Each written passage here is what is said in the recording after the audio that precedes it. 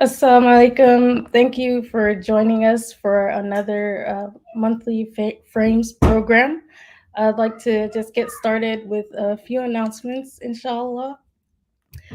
Firstly, there are still spots remaining. Still register to be a part of the summer program this year. If you visit alimprogram.org, you'll find the link there on the homepage to register for the summer program. I highly encourage you to join the summer program. I was able to join in 2019. It was truly a beneficial and life-changing experience, and I think a lot of the alumni can say the same. It's really a great opportunity for American Muslims to have like really relevant conversations to our community today, that are rooted in the tradition, and an opportunity to engage with it, to ask questions, and to engage with scholars on a personal level. So I really encourage you all to visit alimprogram.org, register for some of the few spots remaining for our summer program, and inshallah, you definitely won't regret it and you'll benefit greatly. You can also join us for our book club that will be held next Wednesday. This month, we'll be reading Abu Zayd al Balkhi's Sustenance of the Soul, related to the conversation we're having tonight about mental health. Uh, this was this is a book covering the cognitive behavior therapy of a ninth century physician. So I would encourage you all to go to alanprogram.org/book dash club.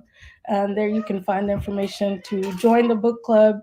You'll be able to Ustadh Ubaydullah also joins these conversations, so you'll be able to engage with him that way. And inshallah, for next month's book club, our Dr. Hadia Mubarak, who has taught at our summer programs in the past, her book Rebellious Wives, Neglectful Husbands, Controversies in Modern Quranic Commentaries. We'll be reading that book, inshallah. So, inshallah, before the June book club, you can get your hands on that book, and inshallah, take a look at it for our book club next month. And I'll now introduce our guest for tonight, inshallah. Tonight we have Dr. Rania Awad joining us. Dr. Awad is a practicing psychiatrist based at the Stanford University School of Medicine and is a clinical associate professor in the Stanford Department of Psychiatry and Behavioral Sciences.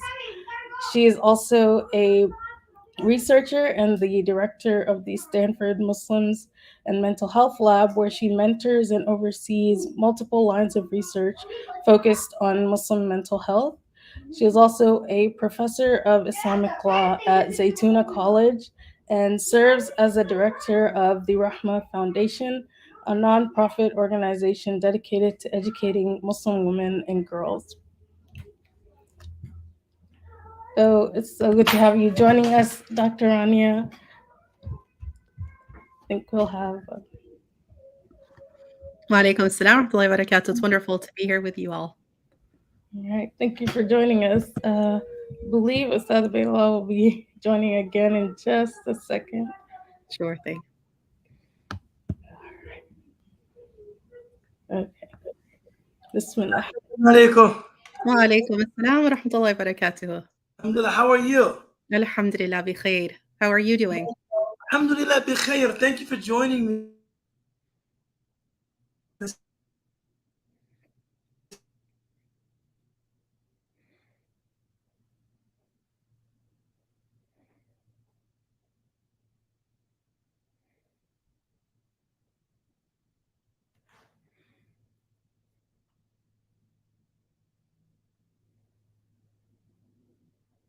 I believe we might have missed or lost Ustadh Ubaydullah. Unless it's just me.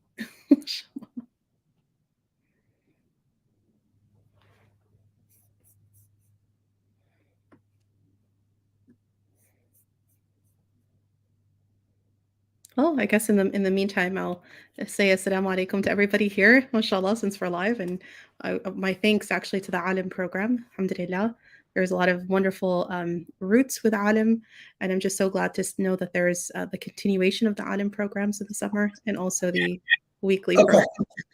Salam alaikum. Waalaikum assalam wa rahmatullahi Forgive wa me. barakatuh. I appear to be having some difficulty with my internet connection, and my son is downstairs giving my wife a hard time. I just need to go down and say something to him really quickly, and I'll come right back. I promise. Yes, of course. Very quickly. No problem. Of course. Alhamdulillah. In the meantime, mashallah, I heard Sister Aisha talk about the monthly programs and book club that you have, mashallah, the Alim program, which is really exciting that you guys have Abu Zayd al-Balkhi as the sustenance of the soul. For everybody who's watching and is not very familiar with this book, I encourage you to get it. It's just a few dollars on Amazon or wherever you get your books from, and written by one of my dear mentors, Dr. Malik Badri, rahimahullah, who just passed away about 1.5 years ago, and definitely one of the forefathers of the field of Islamic psychology. He translated the second half of the book. I'm sure we'll talk about this more when Ustadh Ubaydullah is here, but just an encouragement for all of you to read it. It's a wonderful, wonderful point of view, kind of a paper that I have coming up very soon on Al-Balkhi is actually written as the first self-help book in history, mashallah, because that's exactly how his book reads, even though it's written in the 9th century, subhanAllah, so a millennium before this time, and certainly before modern psychology really takes form. So I take it you all are talking about sustenance of the soul. I just started talking, mashallah, and just Mashallah. Alim for a wonderful book choice. Mashallah. No, thank you for joining me. And I think that, we just worked together for the Maristan Yes. symposium. I was actually we did it virtually, but at the time I was in Seattle. But I must say I was really impressed with the work that you all have done, the work that you're doing, and just the focus, the scope. I first became aware of some of your work through the Khalil Center, which is located here in Chicago, where I reside. But why don't you take this opportunity to tell us a bit about Maristan? Yes, alhamdulillah, alhamdulillah. It's an organization that, mashallah, we started about 1 year ago. It is a nonprofit organization, and its focus is really on bringing Islamic psychology to all. There's a clinical portion, which I was heavily involved with even at the time of Khalil Center, alhamdulillah, may Allah bless them. In addition to that work, I really felt that there was a lot of research and writing that we were doing in the academy. At Stanford University, I have the lab, the Muslim Mental Health and Islamic Psychology Lab, lots of publications, lots of academic conferences. But I was realizing it wasn't really reaching our communities. It wasn't reaching our people.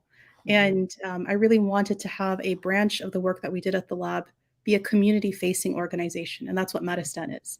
It takes a lot of the research there, the lab, translates it over into bite-sized pieces that the community can really benefit from. There is, of course, a clinical portion of that, in which here locally in the San Francisco Bay Area, a clinic where we actually have as a training site for those who are coming forward to study and learn how to do this work. And thirdly, and most importantly to me, is the revival of the Maristan. And that term, if it's not very familiar with folks. I was going to say, remind us of the meaning of Maristan. Because when you shared it during the symposium, I was like, wow, Maristan. Now, I don't know Farsi, but please, I remember it being quite riveting, the definition itself. Definitely, mashallah. The Maristan is a shortened Latinized word for the bigger word in Farsi, which is bimaristan. And bimar in Farsi is the ill person, someone who's sick. And stan is the place of. And so bimaristans were the names given to the healing centers of the Muslims, the hospitals, the healing centers. In Arabic, Dar al-Shifa holds the same meaning and connotation. And these were, just phenomenal institutions of our Muslim heritage. Just like we had masajid for prayer and other learning activities, we had madrasas for learning. There was always in Muslim communities and cities, maristans. They all go together. They all happen in the same place. And there were services that were for healing and for, and physical healing, of course, but certainly mental health healing too. Why do you think this work has acquired a certain urgency and momentum of late? I mean, as you're very eloquently pointing out, this is a revivalist project. This is something. This there is no newfangled Muslim interest in mental health and holistic wellness, but it seems to me, and I mean, I've only been a member of this community for, I don't know, a little bit better than a couple decades. So I'm not the oldest member of the community, but I don't remember hearing as much about mental health, about therapy, about counseling, holistic approaches to wellness. Why now? What do you think is leading this very Awakening. beneficial phenomenon? Huh? This awakening of sorts. Yes. Yes, yes. MashaAllah. If I were to quote my mentor, one of my mentors is Dr. Malik Badri, who's a translator actually. Allah yarhamu ya Rab. I mean, he said something really beautiful because if you think about his life and journey, and we call him the forefather of modern Islamic psychology. And he was doing this work for decades, and he would always say, it's not time yet. It's not time yet. The communities are not ready yet. They're not ready for this message yet. And when it was finally time, it kind of, and when the whole project, if you will, his own project on Islamic psychology launched, suddenly you just found it everywhere. Islamic psychology became a buzzword. It actually is currently a buzzword. So does mental health. And I'm so glad. I mean, this is May. This is Mental Health Awareness Month. There are so many Muslim organizations talking about mental health, doing programming at mental health. That was not the case a decade, certainly not 2 decades ago. No. So why does it feel like when you look at like al-Balkhi's work, for instance, and you're like, this is Islamic psychology, beautifully written. It was a manuscript sitting in the Hagia Sophia, library. So in terms of its authenticity, I think that's really indisputable. But why does this field feel so novel to me? It feels, I must, we'll talk a bit more as we move forward. But at first, I had some reservations. I had some reservations. I'm like, wait, what's happening here? But I thought, like, wait, is this a replacement of traditional religion? Is this kind of a result of the repository of religious authority moving out of the madaris and the masajid and moving into the clinic? And I had some misgivings about that. I don't have those misgivings anymore, but I think those misgivings were the result of just an unprecedented kind of, it was very novel to me. So, right? Why does this feel so novel? Yeah, no, that I think so. So I'll just back up just one step and say those misgivings were shared by you and me both, because I had a really hard time. I did not intend to enter this field. SubhanAllah, Allah had a different plan. And this was not something I saw myself doing. I grew up in a wonderful Muslim community, but one, like many, who felt that mental health wasn't for us. What is this nonsense? What is this Western kind of tradition? It has nothing to do with us Muslims. And when we think about mental health as just purely psychiatry or psychology, when we think of it just as medications and diagnoses, that are found in these textbooks that doctors have, and then we want to label people and give them pills, then yeah, I would agree with you. That seems pretty far-fetched, maybe, than our own tradition. But that was precisely what drove me into into doing all the research I did. It was exactly this question of, what is this field, and is it a replacement to religion and other traditional sources of healing? And it was through that uncovering that I even found the Madistans, for example, as this like massive trademark of all Muslim communities and cities. And then all the writings like al-Balkhi's writings, and the many others who were writing about this. And I thought, subhanAllah, this has been part of our tradition from days old. I mean, if anything, the Muslims were the ones who were at the forefront of what today we call mental health. No, there were no hospitals in human history that had psychiatric or psychological wards in their hospitals, their Madistans, until the Muslims came around. Yeah, I mean, okay, this will probably seem like, okay, we're really fast forwarding, but as you're speaking, I'm thinking, okay, if I'm the traditional Muslim, deeply concerned about wellness, but I tend to locate the sources of spiritual illness in spiritual maladies, spiritual malconditions.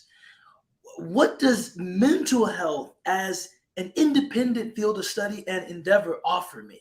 If I'm thinking, I tend to think about the qalb as opposed to the dhihn, or as opposed to the aql, as kind of, the quintessence of my being. What does mental health offer a person like that? Well, it's exactly how you said. These are two options. See, the Muslims looked at it as and said, there's the qalb. There's of course a physical heart, but there's the metaphysical heart.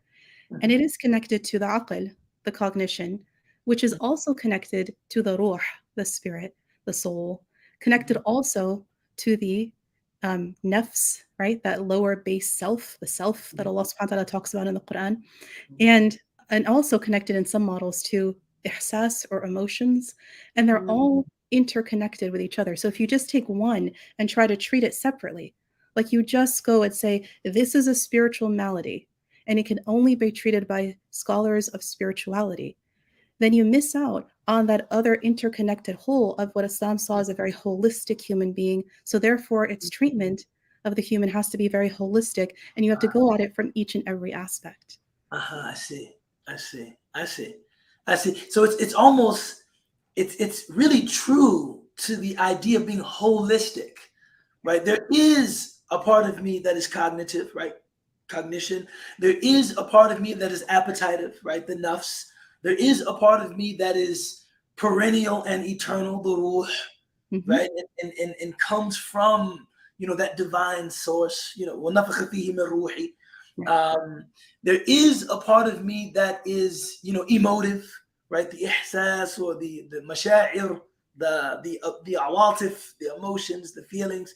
And there is a part of me, I guess, the qalb, that is, essential. And, I can only imagine that, a person attempting to counsel someone or to advise them within their own field of specialty, it's difficult for them, I'd imagine, to advise within that field of specialty, but then remember that there's all of these other fields of specialization. I mean, that is daunting, right? It is daunting. And this is part of that revivalist movement, honestly. Is because when you look at our Islamic scholars, and I know this is it's a long road, mashallah, but when you look at their biographies, every single one of them, they're encyclopedic scholars. And the reason they're encyclopedic scholars, where you look at their early years and you see they've all memorized Quran, they've all studied the ulum and the sciences of Sharia, and then they went on to study everything else, the humanities, the sciences, and so on. And then they specialized in certain things. They became astrology, all the different fields. But when you look at their essence, and the reason they wrote the way they wrote is because they themselves were more well-rounded as scholars. We're also missing some of that today. We're so hyper specialized. Yeah, everything is so compartmentalized. For anyone to be interested in just the human condition broadly, it almost appears arrogant in the modern economy. It's like, oh no, nobody has that kind of scope of interest anymore, like the human condition broadly. It's like, no, I've been studying these 3 years of the late, Memluk period, and I got my PhD. It's like, wow. So part of this perhaps is a return to this broad focus, this embrace of kind of the interconnectedness of all of these disciplines and sciences. Definitely. And when people say I don't feel like the treatment I'm getting is good enough or well enough or doesn't connect with me, it's probably because it's either very hyper cognitive or very hyper spiritual, or or some rendition of this, to where their whole self isn't actually being treated. Allahu Akbar. Allahu Akbar. Yeah, I can see that. So how do we work practically? Because one of the things that I was, deeply inspired by the time I spent with Meristan was removing the stigma of mental health service, psychology, spiritual psychology, or psychology broadly.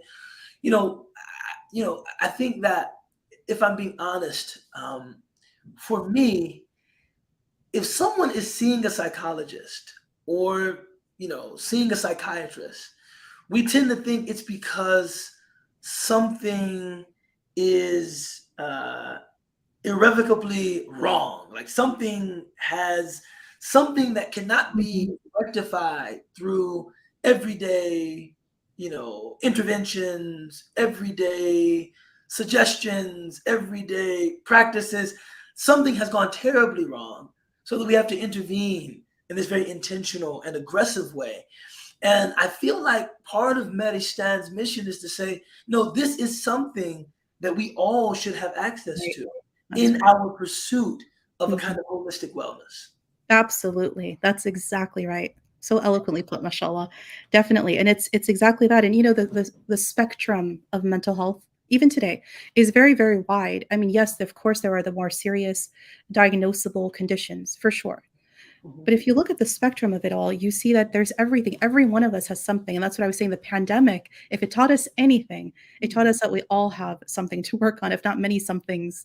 And Sure. so, whether that be our marriages, whether that be our youth, whether it be our relationships, whether that be our, just people not interpersonal things, not getting along with family, whether the whole program we had Madistan over Ramadan with yourself, Ustadh Ubaydullah, which is so beautiful, was on loneliness. So many people felt isolated in this pandemic.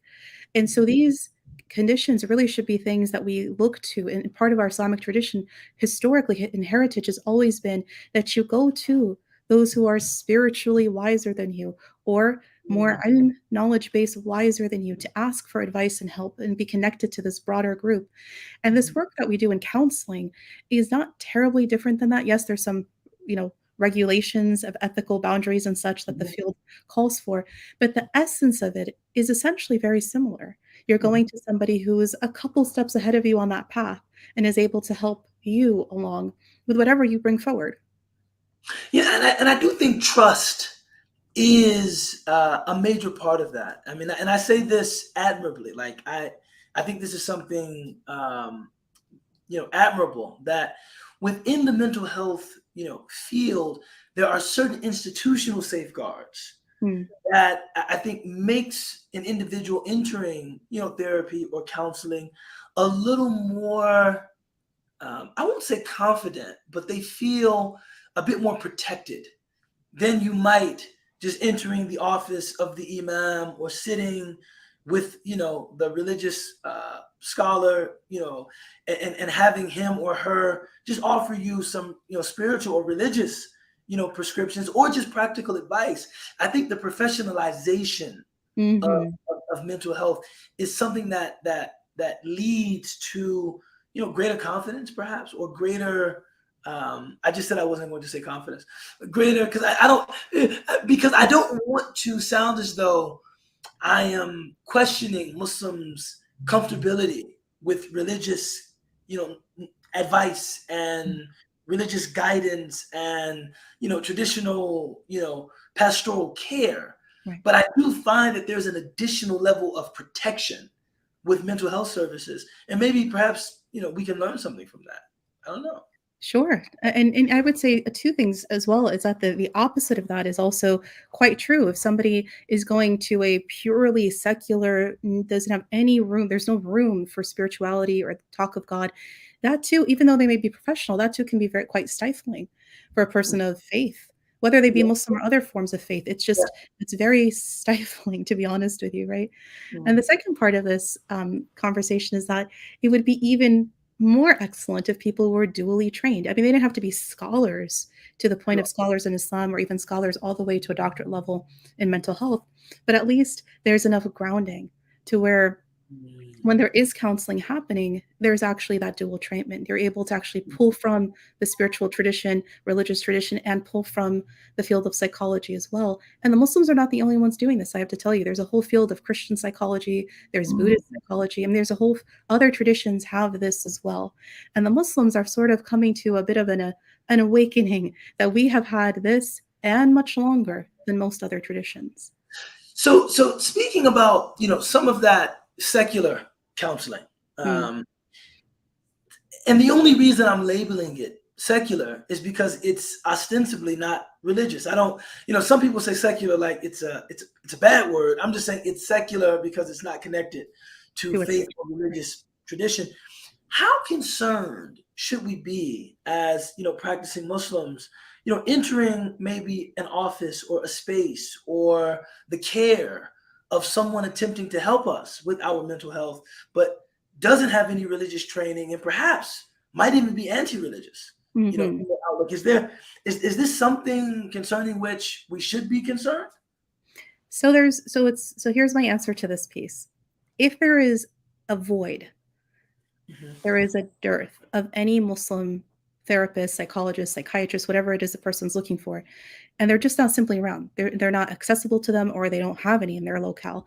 Both of us, mashallah, are sitting in large Muslim metropolitan cities, but I recognize that people listening may not be connected or have that kind of level of services from Muslims available to them, and they or their family or loved ones have a mental health concern, then absolutely some help and care is better than none at all.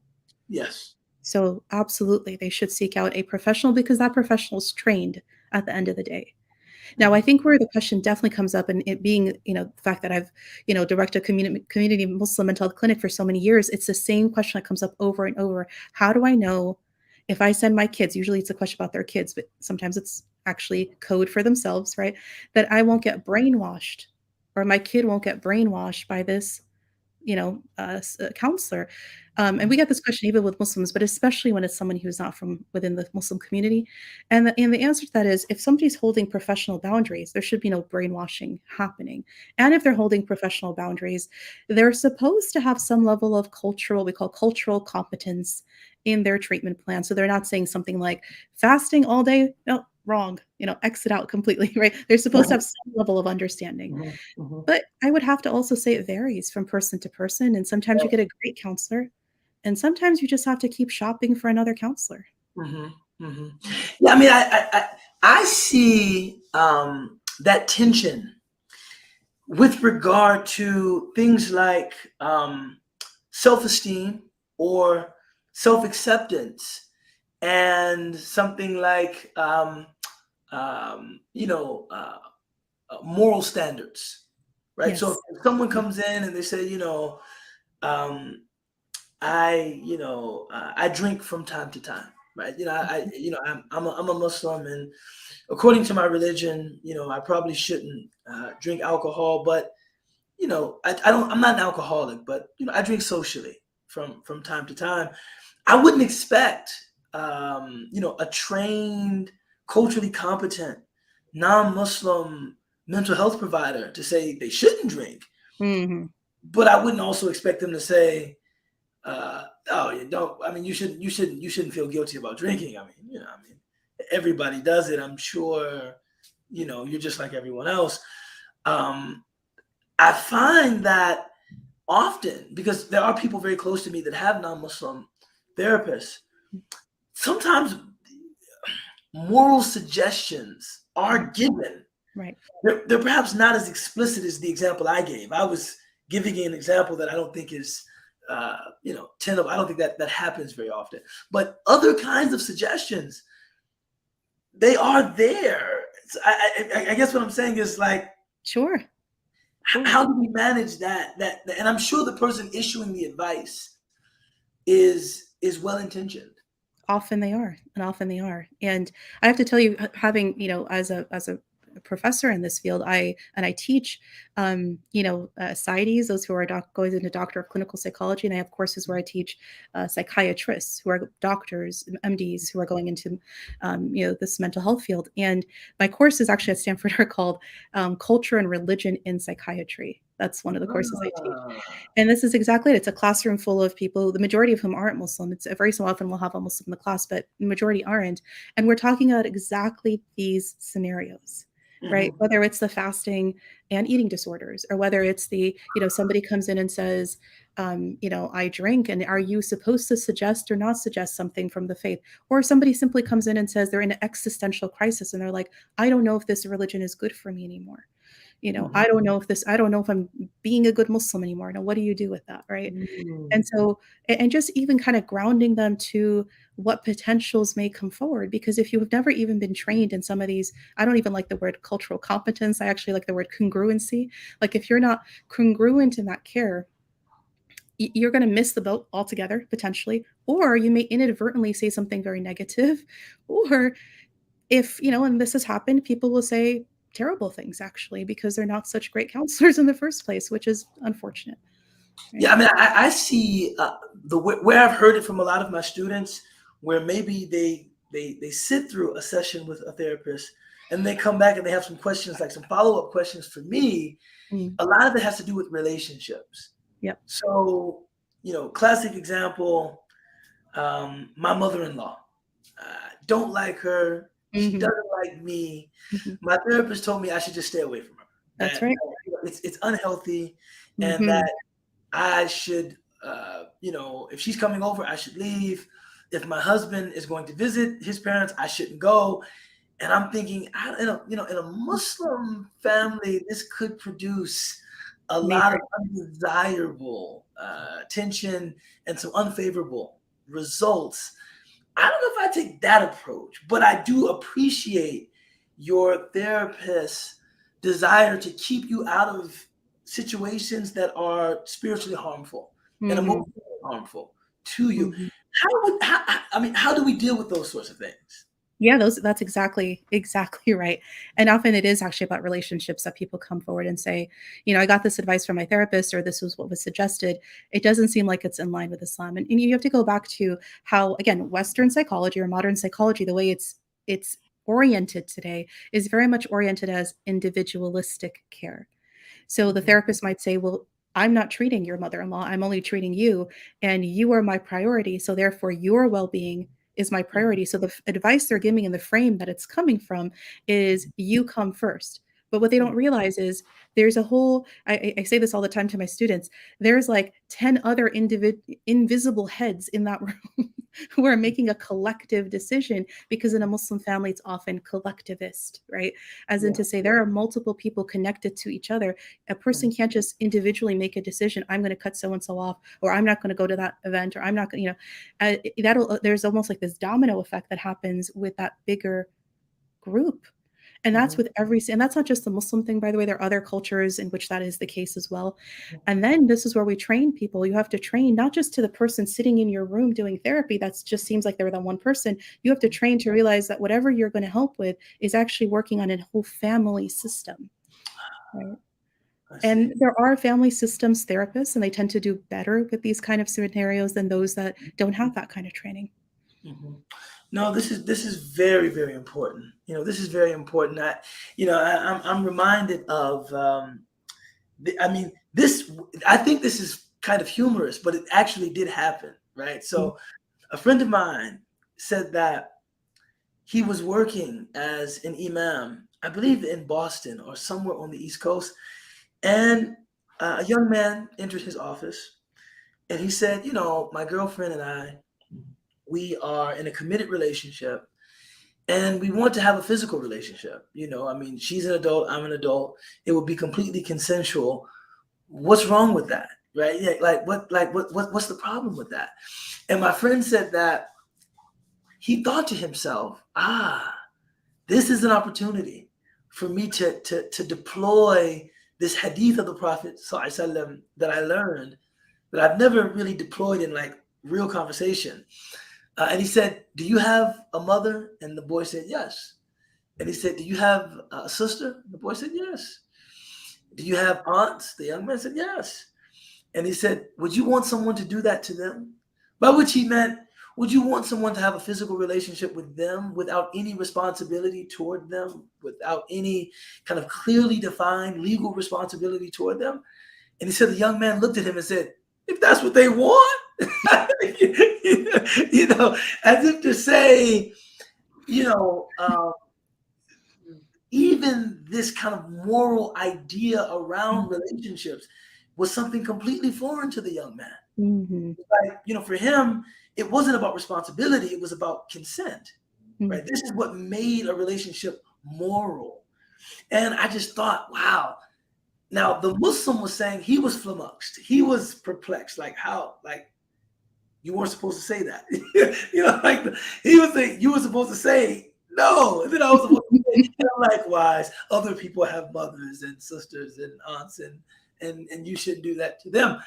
And I'm thinking, so if that's the Muslim, what does the non-Muslim care provider, Mm-hmm. when they hear something like that, I mean, if they don't have that congruency that you were referencing earlier, I'd imagine they say, yeah, I think you guys should have a good.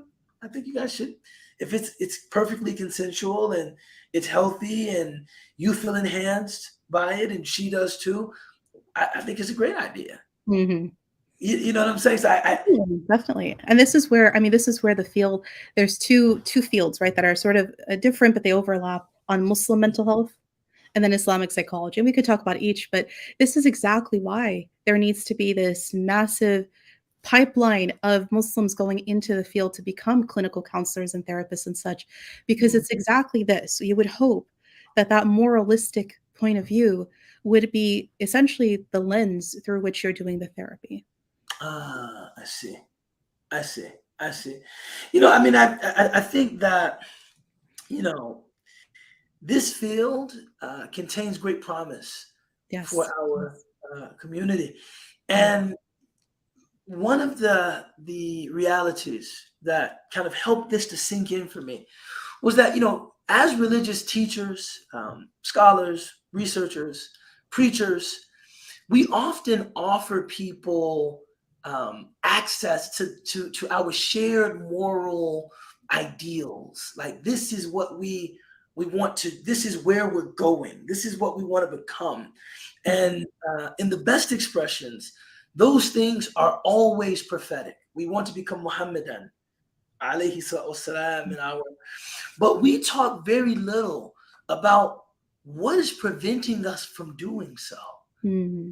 Right? What, you know, if I aspire to be a more present, more attentive, more sensitive father, but those are my ideals, that I can sit in front of the religious teacher and she is telling me why this is a good thing. This is what you should do, and she's giving me lots of prophetic stories and vignettes about how the prophet did that.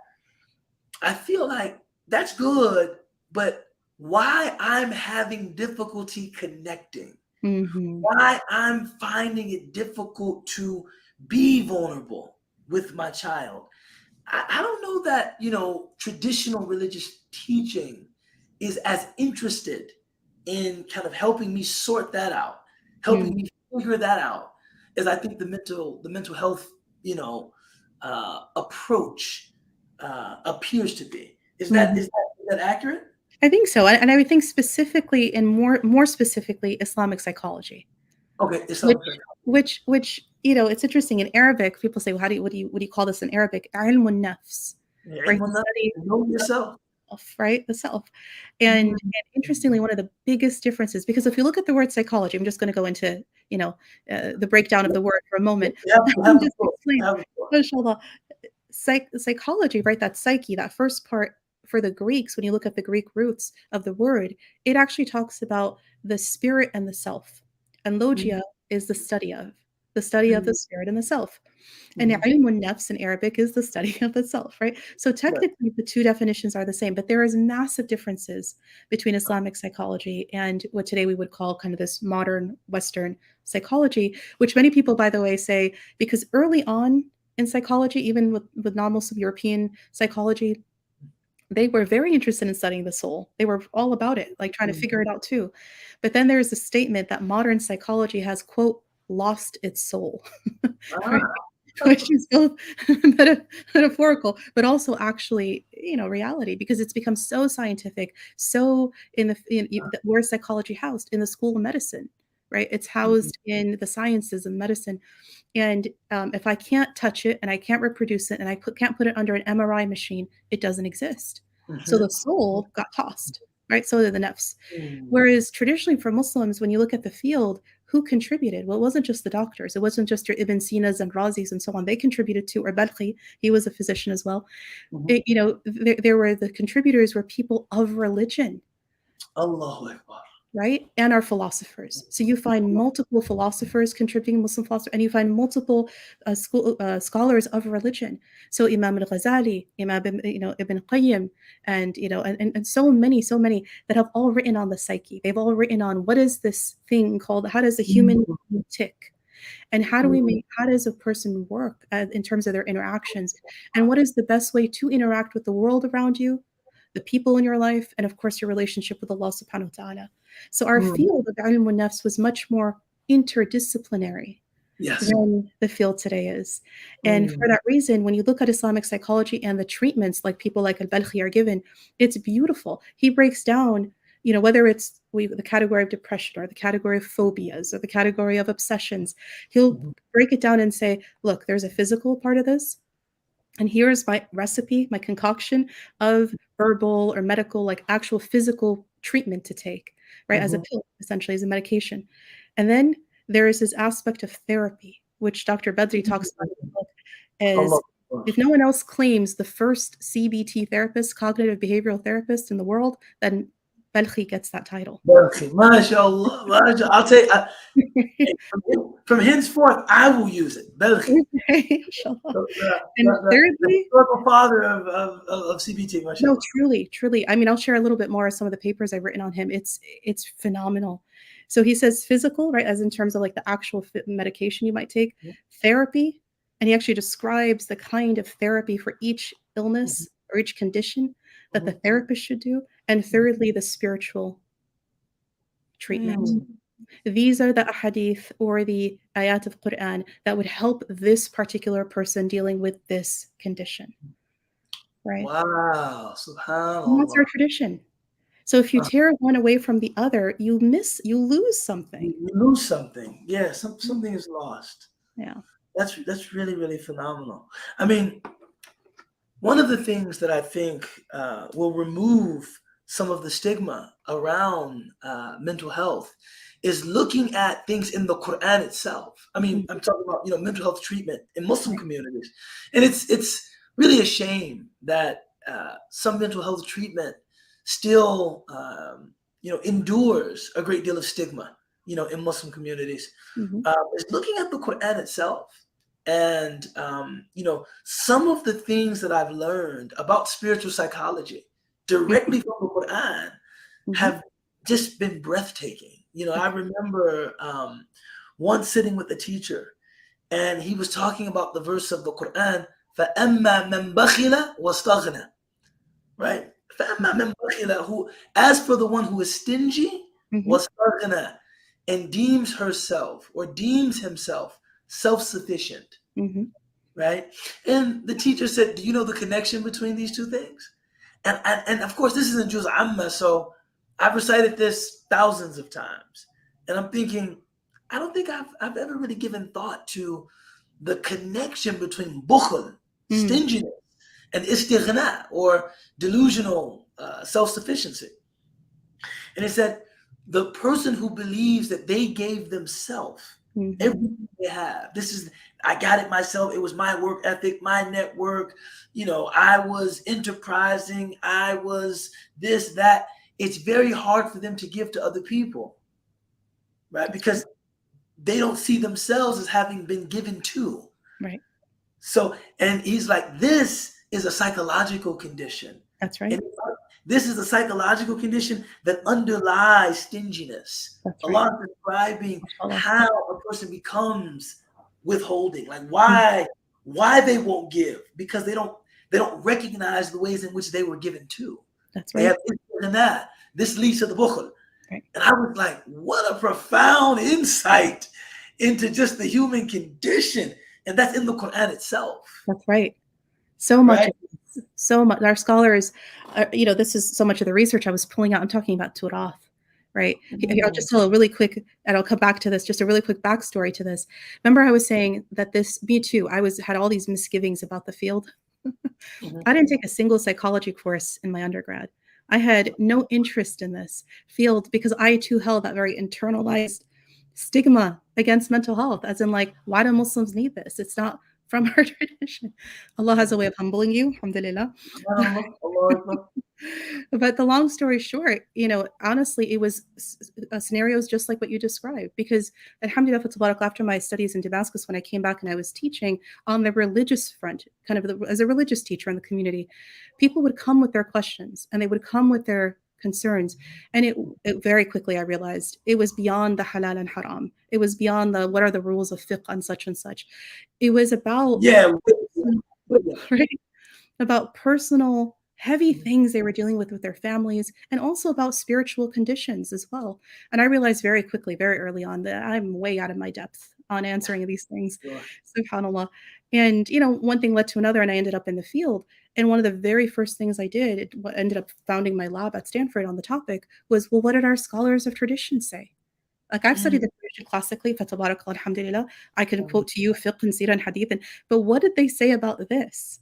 Right. And so, at one point, if you walked into my, when I was still in training, if you walked into my office at Stanford, there were like books from ceiling to floor to ceiling, floor to ceiling, just literally hundreds of books. And they were our turath, our tradition. I was pulling out what were the scholars actually saying. And this point came up so often, subhanAllah, of like, if I pull off my shelf right now, the DSM, the Diagnostic Statistical Manual of Psychiatry, which we psychiatrists and psychologists will diagnose from, you will find things like depression and OCD and phobias and, so many different things. You will not find bukhul. You won't find stinginess in there, right? You won't find any of what we call the diseases of the heart, right? Whether that be, avarice, whether that be, all the different forms of spiritual illnesses. But they are illnesses, nevertheless, that need treatment. Right. So if you only take a psychiatric approach or psychological, and you only go kind of a medicinal route, you're not going to ever be able to fully treat the person, because while their depression may be getting better, let's say, they're still a stingy person who's causing lots of trouble and really wreaking havoc on the rest of their family and friends. Yes. This conversation is a healing. This conversation is salubrious in that it helps to see the interconnectedness. It helps us to see the kind of the interdisciplinary nature of Islamic studies. Right. Although maybe we've studied Islam in our particular silos, Mhm. what efforts is Maristan and the lab there at Stanford, what efforts are you making to include Islamic, traditionally trained Islamic scholars, spiritual teachers, etc., so that we can revive this tradition of sharing and cross-referencing to really bring back the Bimaristan. That's exactly, inshallah, our goal and hopes. Please make dua for us, inshallah. Inshallah. The trainings, yes, they have definitely the, what everybody comes to the table with, that's, uniform essentially, is whatever training they got in their master's or doctorate degree in psychology when they all come to the table, all of our clinicians. But then they're also immersed in Islamic psychology. So we're actually reading together consistently the TIP book, which TIP stands for Traditionally Islamically Integrated Psychotherapy. And the acronym for that is TIP. And I was one of the authors. I was fortunate to join a number of my colleagues formerly from the Khalil Center. And we wrote together this text, essentially a manual of how it is you take the clinical psychology you have today, but integrate within it the Islamic underpinnings. And so you take kind of like what Dr. Malik Badri taught us. You basically, you don't throw out the baby with the bathwater, but you also don't keep the baby with the dirty bathwater, right? You actually have to figure out and filter through what's useful for us and what isn't. But more importantly, is actually even stronger than that, is to go back to the tradition itself. Form the framework of Islam, then build upon it an indigenous psychology that's indigenous to our tradition. Right. Yeah, I mean, that takes tremendous time and effort, but also tremendous self-confidence. I find that, I was reading something many years ago. This is when I was finishing at Azhar, that Khalid Abu al-Fadl, he said that sometimes I would look at a legal question and I would offer something that, to my knowledge, was unprecedented. I would offer an approach to a traditional question that was unprecedented, and it would be rejected as Western. right? If it was unprecedented, if it wasn't something that, was, established in the tradition, there was no way that the modern Muslim mind that sees itself as kind of frozen in the medieval period could accept it as something from our tradition, but new. Right. And, we spoke briefly about how do we restore that confidence? Because a lot of what we're dealing with is unprecedented. A lot of what we're dealing with, you won't be able to open a classical book of fiqh. I mean, to your point, I tell people all the time, fiqh only becomes relevant after the decision has been made. That's true. It's not, before you make a decision, it's not fiqh. How do we go into the pre-conscience? How do we go into the self so that we're affecting the decisions that are made? Fiqh is not going to help us with that. We need other tools, right? We need something of a critical apparatus, and Muslims have just not, evinced the kind of confidence necessary to say, okay, I'm trained in as you mentioned, like Western psychology, psychiatric medicine, and I'm trained in Islamic studies, and this is, the best I can offer in terms of a way of integrating, these approaches and building something indigenous, which is a very beautiful and powerful word, mashallah.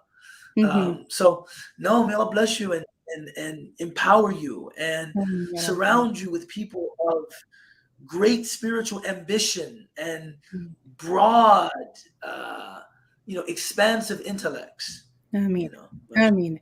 It is a journey. I feel like we're on a journey, a blessed journey, inshallah ta'ala. And I'm seeing that I have to tell you, Ustadh Ubaydullah, in these last 2 years, I'm just, right before the pandemic, I was in Pakistan, and there was an entire conference on Islamic psychology in Pakistan. It was like massive. There were just in the thousands of people attending this thing. And I thought, subhanAllah, the year right before that was in Turkey, and the year right before, it was like globally, you're finding people realizing, wow, what modern psychology is offering isn't enough. And what spiritual, kind of purely just spiritual, is not enough either. Not because it's not healing, but because that's not even how our tradition works. It's meant to be very integrated. So either you go to one extreme or the other, and that's not our way. Our way is the middle path. Right?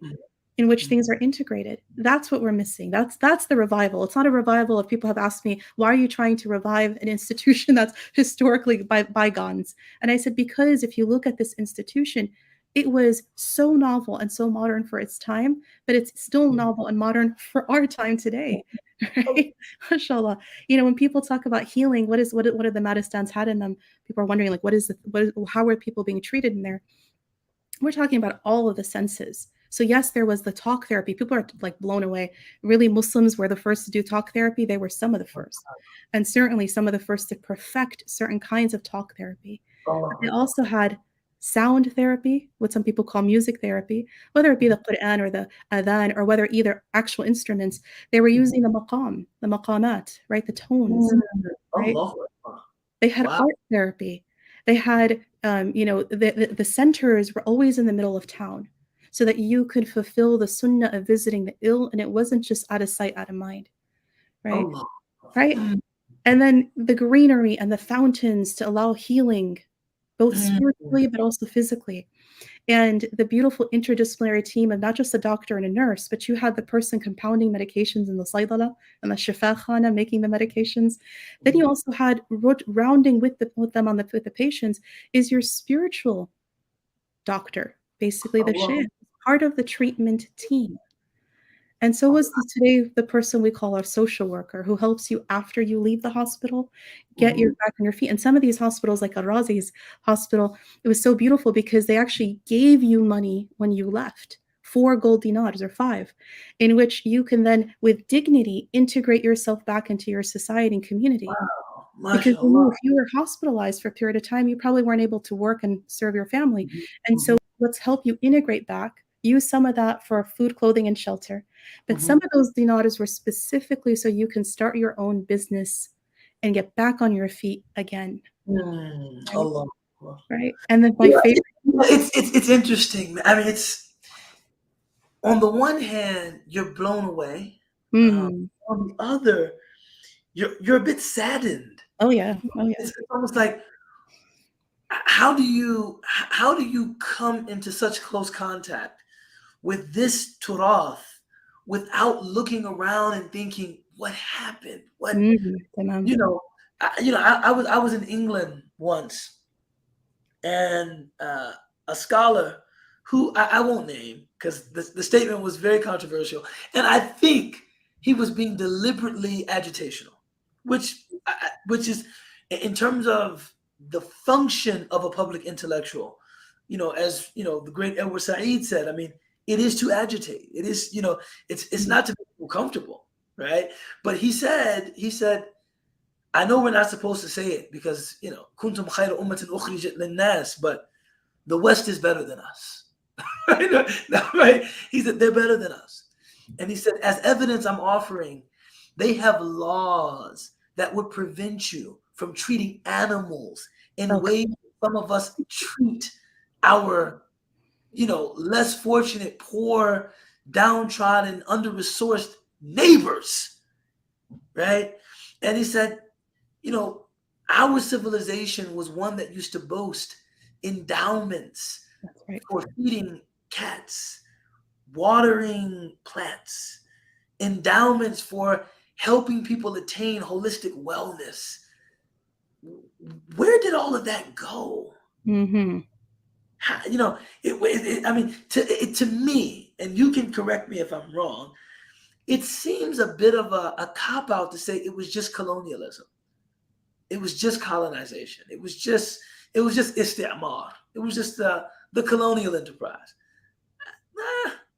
Maybe, but if it was something that was a part of who we were and it was forcibly removed from us, why haven't we taken more active steps to restore, its place within our communities? Mm-hmm. And the colonization definitely will be part of it. But I always say it's not just the colonization of our countries; it's also of our minds. Oh, When when you start thinking that the West has it better than us, and then we start digging up all of this of like showing, our papers coming out on music therapy, first with the Muslims, talk therapy, first with the Muslims, Mahdistans, first psych wars in history, and the Muslims are so far behind in even accepting mental health. You realize it's not just colonization, as you said. It's also something about how this, and sometimes it is an inferiority complex of like, we're not as good or don't have it as well.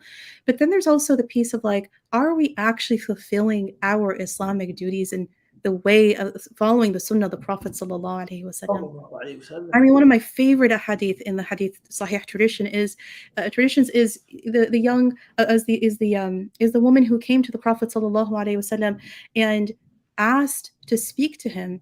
And in the hashia, like on the side, it explains that this is a woman that had a mental health condition, right? And so he says to her, pick any street of Medina and I will meet you there. Like he made time and space for people, even those who, speaking of neurodiversity and speaking of people that are on a different level of spectrum or illness than ourselves, he would make his society was made up of people of all different types, and he Yeah. always made time and space for Mhm. them. And so when people say, whoa, a woman came up to the prophet, that's it alone. We need to just do tafsir of just that, right? The woman could just come up to the prophet. Just that we need to talk about first, right? And then secondly, his response to her. He didn't say, oh, I'm very busy. Here's my sahabi. Go talk to him instead. He Mm. said, any street of Medina, and I will meet you I there. will meet you there. Allahu Akbar. Right? Are we, forget colonization for a minute, are we fulfilling our own sunnah and following our own sunnah of the Prophet sallallahu alaihi wasallam? Sallallahu alayhi wa sallam. Wow. Right? Wow. What a statement. Are we? Yeah. See, yeah, I shudder to think that we've become, yes, colonization is a real thing, but I shudder to think that we've become somewhat self-defeatist. It's a kind of qaduliyah. It's a Yes. kind of, we don't believe in ourselves anymore. And Mhm. when you start digging up, all of this heritage, all of this, wonderful civilizational history. Of course, it makes us proud, but it also forces us to ask, what was it about how they saw their responsibility, right? To be messengers of the rahmatan lil alameen, That's right. right? To be messengers of the one who was sent as a mercy to everything that exists. How did they understand their responsibilities, and how do we understand ours? Hmm. Well, here's what I'll tell you. I mean, I'll take it back to the Madistans if it's okay, because for me, what blew me away about them is, I'd started to read and dabble into all the theories and all the treatments, right? Because subhanAllah, the way that historically Muslim doctors wrote their books, like the Ibn Sinas and Razis, they would start from the head and go down to the feet, right? So it wasn't too far along in the book that you could find all the mental health conditions. You're like, oh, okay, here we go, mashallah. So that was, a revelation in itself. But then what was so beautiful to me is it wasn't just theory. They weren't just writing for academic writing or for writing's sake. They actually took theory and made it into practice. So the very first of these Madistans start to show up right after the advent of Islam. Some say 7th century was the very, very first. Maybe the Wow. first psych ward is in the 8th century. And Wow. everywhere Islam went, it was one of the trademarks of Islam. And so I love saying the saying of like, the proof is in the pudding. Like if Right. you have something that you think is like very powerful and you're just going to talk, then it's just talk. But if you're going to put it into practice and build full-on institutions of healing, right? And you're going to have, my favorite part, I didn't get to say this part, which I love, but you mentioned endowment, so I'll mention it again. How was all this paid for? It was free to the people. It was Allah. free. All of this we described, whether you were Muslim or non-Muslim. It was Mm. paid for partially from the zakat funds, from Bayt al-Mal, but mostly from the endowments, from the awqaf. Allah Akbar. And that Wow. is something we have definitely lost. Mhm. Like anybody listening, I hope someone says, I want to build an endowment. Come join us. help me with this endowment, inshallah. But honestly, like, we've lost this because when you ask, what is our duty? Well, then there are the people who are the scholars who are going to write and those who are the healers who are going to heal. But if you're neither of these categories, but you still want to fulfill that sunnah of healing and treating the ill and you feel passionate about this, what can you do? Well, maybe you're someone that has some funds or your family does. So you're part of the endowment, right? Like there's different ways to fulfill the responsibilities that the early predecessors, our noble predecessors, they looked at this and they looked at the hadith of the Prophet, for example, that says, there is no illness that Allah sends except He sends its cure. And they Mhm. said, all right, that was the impetus to actually start all of this. Because they looked at not just medical, like body-based illnesses, but they Mhm. also looked at mental health. Mental health was no exception to that hadith, Allah. right? And so they started to see. It's really amazing. I remember years ago, someone told me, when we think about physical health, Hmm, we tend to think about it as existing, across a spectrum from complete physical health to infirmity, right? And so a person might even say, I'm 50%, I'm not the hamstring, I'm 60%, but it could be better. But in terms of mental health, we hmm, tend to think about it as I'm either sane or insane, hmm, right? Not the way that you're mentioning the pious predecessors. Every kind of illness hmm. has a cure. That's right. Doesn't mean that you're incapable of of doesn't mean that you need to be institutionalized That's all the right. time, right? Or Right. that you're incapable of. I mean, I don't want to get. I was just offering that as kind of an addendum to your point, but I do think looking at this is maybe the only thing that I understand from Foucault. I don't understand anything else from Foucault, but I do appreciate looking at some of the arbitrary ways in Hmm, which mental wellness has been understood across hmm, time and space. Like like you said, like you have neurodiversity, like people just think differently, feel differently. But hmm. at what point do we deem someone unfit to say live alone? Or, for us, traditionally, the person is not mukallaf anymore. There's something Right. different there. So you have that, right? But beyond that, you still just have every kind of of illness. Allah Ta'ala has created a cure for it, That's right. I mean, that's just a very beautiful outlook, a very beautiful way of seeing the world. Alhamdulillah, and that's exactly what they wrote about. If you read Balkhi, he'll say that. He'll actually quote this hadith, right? And say, and for that reason, we're going to try to figure out how to help this situation. MashaAllah, Right. MashaAllah. So beautiful. We've taken a solid hour of your time, MashaAllah. and MashaAllah, Alhamdulillah. we appreciate you spending some time with us. Of course. The conversation has been amazing, would be an understatement.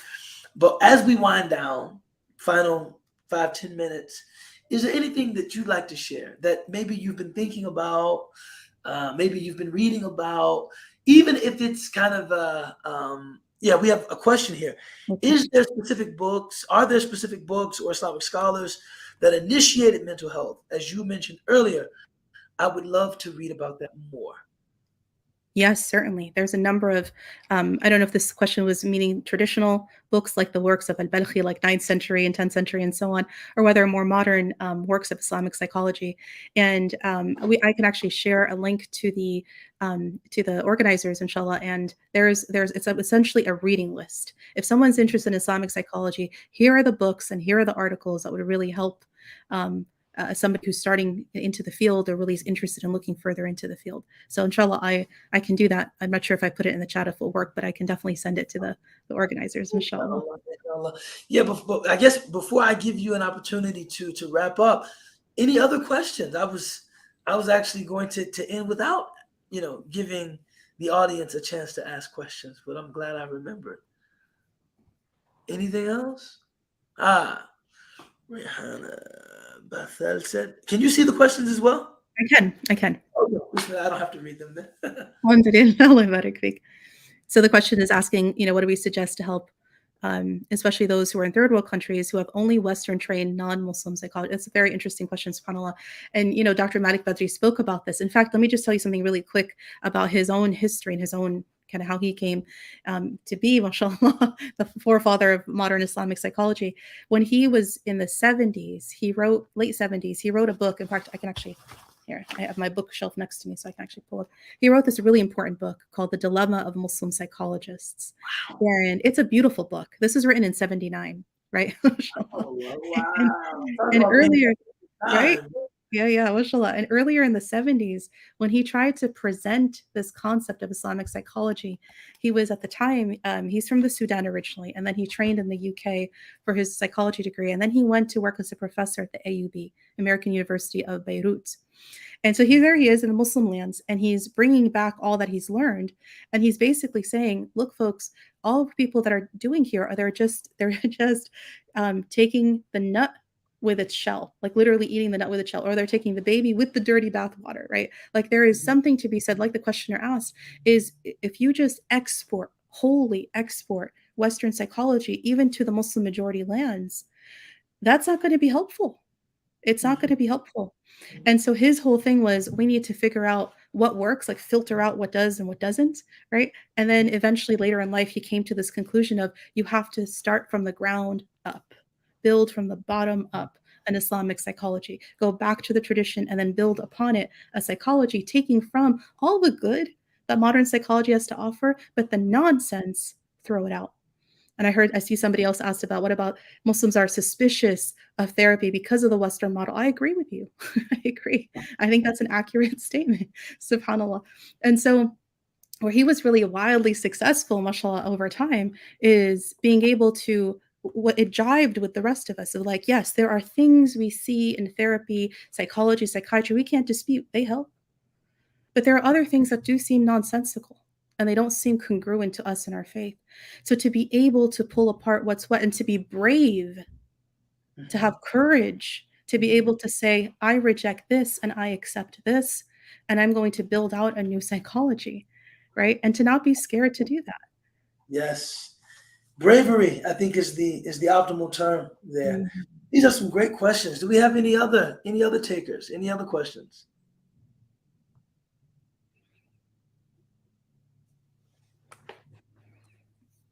Did anything come in? Okay. So yeah, I'll give you an opportunity. Just and it doesn't have to be. This is a safe space. You know, Yeah. it doesn't have to be a fully formed, thesis, but Hmm. even something that you're reflecting upon, ruminating upon, or it could be a fully formed thesis. If you all speak in fully formed theses at Stanford, um, but anything that you'd like to share with our listenership, inshallah. Yeah, mashallah. I mean, first of all, I want to say thank you for this space and opportunity. It's been such a wonderful conversation. Alhamdulillah, tabarakallah. And what have I been really ruminating on lately? It's been a lot of the things we actually talked about here. I know I mentioned Maristan a lot here, but I've been really thinking about what would it take? What would it take to literally build out something that people, speaking of safe space, something where people really did feel that they can holistically heal. And that isn't considered to be, because I know what's going to happen here too. The other extreme of this is people are going to say that's not scientifically rigorous enough, or they're going to say that's, hokey pokey kind of stuff, right? Right? Quackery, right? Yeah, quackery, exactly. Some of this alternative medicine stuff. But, to me, it's phenomenal because I've seen, and I've been thinking about this in the medical field since I've trained these years that I've been in the field. I have seen things like acupuncture go from being considered quackery to being considered evidence-based, and now insurance companies will pay for you to go get acupuncture. Right? Whereas, 10, 15 years ago, God bless. and so Allahu Akbar. Music therapy, whatever it may be. People have an issue with this word music as well. But again, there's many different kinds, let's just call it sound therapy, different forms. Yeah. And I think about how our noble predecessors didn't shy away from this. They said, look, the human has all these senses. Let's work on all the senses. Mm-hmm. And if the sound is one of your senses, so how are you going to neglect it, right?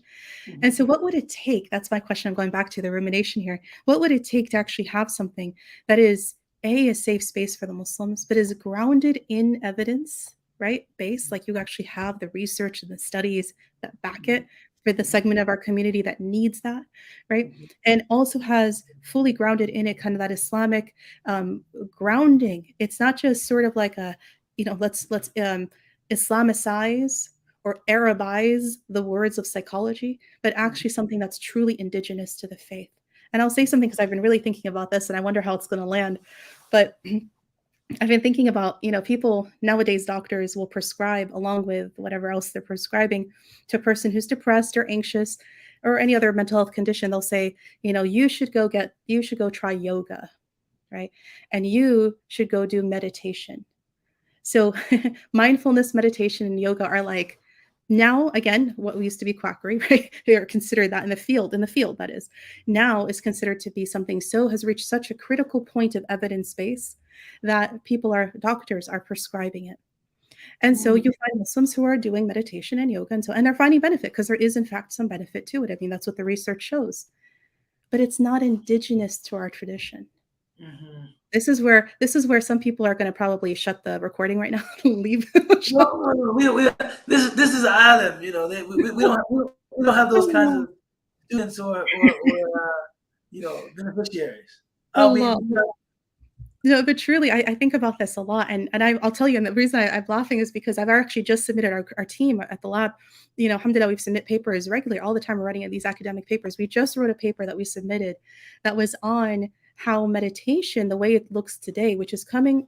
Let's review. Where is it coming from? It's coming from a Buddhist tradition that's then been secularized and now is considered to be mindfulness meditation and prescribed, right? Mm-hmm. The problem is that tradition comes from a very cognitive space that doesn't have the other elements that we talked about earlier, the heart, the soul, the self. And so the type of mindfulness meditation ends right here, right in the head, cognitive. And if you do too much of it, it could block out what's happening over here in the qalb. Right. And so we wrote about this, and I'll tell you, the reviewers, who I believe might actually be Muslim, tore it apart and said garbage.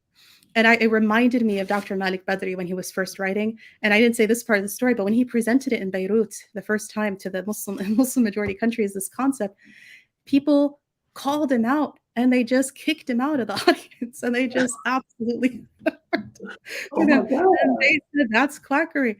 And he was really upset, and he went to one of his friends and he told them all about this. And they said to him, "Don't worry, Malik. Freud signs their paychecks." As in to say, if you've trained in Western psychology, you believe you have degrees on the wall, you believe that is, you are now a doctor, you're an expert in this. So when you try to bring something else forward, people are like, oh, no, no, no, no, right? And I think that's just normal. And so when we got that paper back and it was totally torn apart, I thought, and rejected, I thought, subhanAllah, maybe people aren't quite ready to hear what we have to say Yeah, about. no, and hopefully it will push you to make the argument for it even more compelling. Yes, inshallah. I'm sure it was excellent. Oh, I But have no, no doubt. Ustadh Ubaydullah, I have no doubt that it was excellent because it's coming from the tradition. We're quoting Imam Ghazali and Ibn Taymiyyah. I have no doubts in my head. I just not sure the community is ready for it yet. MashaAllah. yeah. No, they said to a man with a hammer, everything looks like a nail. Or it's almost like the only thing you can have is what I have. The only thing that you can have is what I can offer you. So if you're suggesting that people need something that I can't offer, well, of course I don't agree with that, right? So just keep at it, and may Allah give you success. May Allah give you tawfiq. Thank you for spending some time with us. Please give our best to everybody at Maristan, Will do. everybody at Stanford, everyone in the Bay Area, inshallah, and consider us your ALIM is officially aligned with the priorities and the mission of Maristan, inshallah, and we look forward to greater cross-pollination in the future, inshallah. Inshallah, inshallah. Yusal, inshallah. Definitely, I'll relay your salams to everybody there. And we thank you immensely for what a wonderful, there were so many things you said. And I hope, I'm just going to say this here. If anybody didn't get a chance to listen to that recording, please listen to, Ustadh Ubaydullah, because it was so insightful. I thought, subhanAllah, there are things in the Quran we read all the time, but sometimes it takes this beautiful mind to be able to put it together and go, aha. Allah. If I said anything beautiful, I assure you I was quoting someone. it wasn't an original idea, but alhamdulillah, that is beauty in our tradition to istishhad, iqtibas, and quoting and citing, and mashallah. So thank you. Bismillahir Rahmanir Rahim. Wal asr. Innal insana lafi khusr. إلا الذين آمنوا وعملوا الصالحات وتواصوا بالحق وتواصوا بالصبر سبحان ربك رب العزة عما يصفون وسلام على المرسلين والحمد لله رب العالمين آمين يا رب العالمين جزاك الله خير بارك الله فيكم. Take care. السلام عليكم ورحمة الله وبركاته.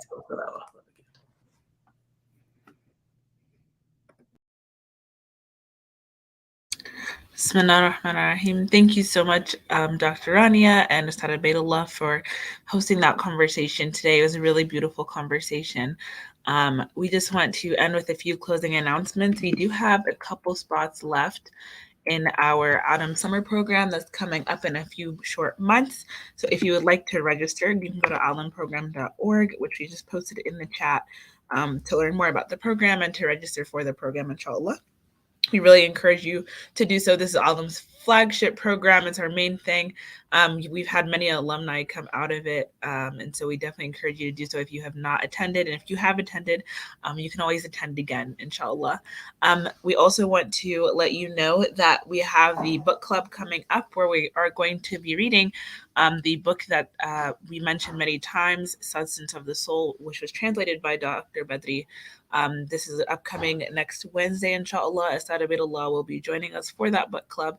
And next month, we'll be reading Dr. Hadia Mubarak's book as well. So if you would like to register for the book club, we will post a link in the chat and you can click that and register and join us for that, inshallah.